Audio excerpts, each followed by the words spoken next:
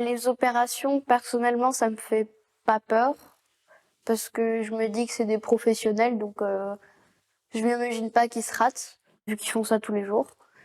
Et le fait de se faire endormir, ça me dérange pas. Justement, ça m'amuse. Toutes ces autres fractures, parce qu'il en a 30 aujourd'hui, je pense que sur les 30, j'ai dû en faire 5, 6. À la fois, on culpabilise parce qu'on a provoqué la fracture, mais après, on est dans l'action, c'est-à-dire qu'il faut être là pour l'enfant, il faut être là pour essayer de minimiser son mal. Tout parent cherche à amoindrir la douleur de son enfant. On n'a pas le temps de s'apitoyer, en fait, hein. On y va. Et je fonce pour protéger mon enfant, protéger affectivement mon enfant. L'hôpital, c'est un peu ma deuxième maison. J'y vais régulièrement. Bah, les médecins, il y en a certains que je connais bien et qui me connaissent aussi. Bah, j'ai une bonne relation avec eux. Les kinés, c'est toujours les mêmes. J'en ai un que je suis depuis 2016. Donc, il fait la méthode Busquet. Donc, c'est entre kiné normal et ostéopathe. Donc, des fois, il me décoince le dos. Enfin, quand il manipule le dos, c'est soit il me soulage totalement, soit il peut me coincer le dos et ça peut être un peu dangereux, mais je lui fais confiance et il m'a sauvé le dos plusieurs fois. Effectivement, c'est un peu dur pour les parents parce qu'ils se disent oh là là, qu'est-ce qui se passe? Si je le touche, je vais le casser. Mais bah, au final, on s'y habitue. Et bah, je pense jusqu'à 10, 11 ans, faut être très très protecteur pour qu'il se casse le moins possible, pour qu'il y ait moins de séquelles possible. Et quand il commence à être adolescent ou préadolescent, faut le laisser vivre un peu, faut qu'il aille à l'école tout seul, faut qu'il aille sortir avec les copains tout seul, faut qu'il mange tout seul ou faire des trucs comme ça. Comme je me suis arrêtée de travailler pour Paul et qu'il s'est beaucoup cassé et que j'ai passé beaucoup de temps à l'hôpital avec lui et que vraiment je l'ai surprotégé, et ses frères et sœurs et son père aussi, là maintenant il faut qu'on se défusionne et il faut que je le laisse partir et grandir. Et là, c'est là que c'est compliqué. Parce que on a l'impression qu'on est là pour le protéger, mais qu'après, quand il est tout seul, bah, on sera plus là. Bah, c'est pas si horrible d'être en fauteuil puisque j'arrive de faire du collège à l'arrêt de tram et de l'arrêt de tram à ma maison tout seul en fauteuil. Et c'est plutôt pratique quelquefois. En cours, les profs, ils te considèrent comme un élève totalement normal. À part que je suis en fauteuil, il n'y a pas de différence. À chaque nouvelle année, il y a toujours les petits sixièmes qui viennent me voir et qui disent pourquoi t'es en fauteuil et tout. Donc je réponds.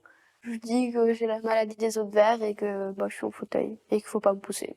On est tout le temps en hypervigilance. Mais après, les fractures peuvent intervenir alors qu'on a tout préparé et on ne sait pas pourquoi. Hop, ça se passe. Et puis aussi, quelquefois, il tombe.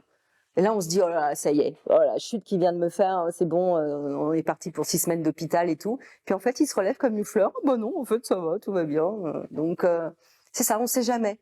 On sait pas quand ça va tomber. Dans le quotidien, alors pour les tout petits bébés, éviter les pyjamas qui n'ont pas de pression, etc., où il faut faire des manipulations pour faire rentrer la jambe. Donc prendre vraiment des pyjamas qui s'ouvrent complètement de façon à éviter le moins de manipulation possible. Prendre des vêtements amples, pareil. L'idée c'est de pas tarabiscoter le bras ou la jambe pour l'habiller. Pour faire attention, faut pas faire de sport dangereux. Il faut pas courir ni sauter, enfin pas faire n'importe quoi, se monter, grimper partout. Il faut aussi se détacher, donc aller au collège tout seul, à l'école tout seul, et sortir avec les copains.